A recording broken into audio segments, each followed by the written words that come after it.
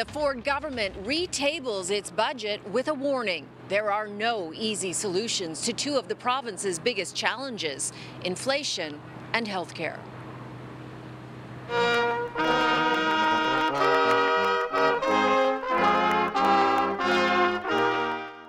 It is essentially the same spring budget that was introduced before the election, but it now addresses the strain on hospitals. Today, the Lieutenant Governor read the government's fiscal blueprint, which acknowledged, quote, significant pressures.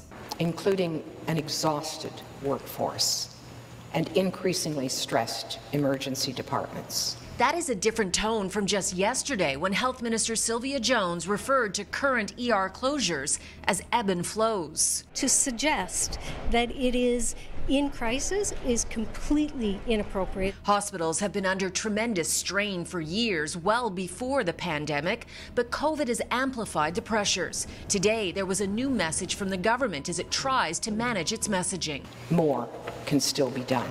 No solutions, however, were offered, nor were they for inflation. There are no easy solutions.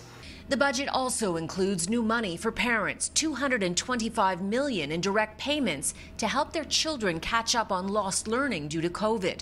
But the finance minister could not give any more details. That's to be determined. The other new spending in this revamped spring budget is a 5% increase for ODSP, which is support payments for people with disabilities.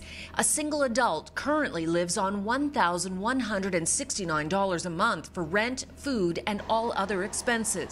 The increase will kick in this September and will only add up to $58 a month. People are not thriving or surviving even on ODSP, so how can you justify only adding $58 a month?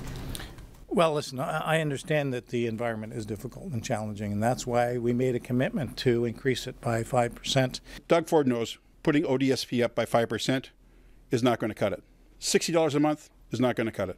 The NDP and Liberals both slammed this budget. We have still not debated that budget because it doesn't keep up with inflation. Now, both the NDP and Liberals say one way to ease the strain on hospitals is to retain nurses who have been leaving the profession at an unprecedented rate. They want the government to immediately repeal Bill 124, which is a 1% cap on salaries.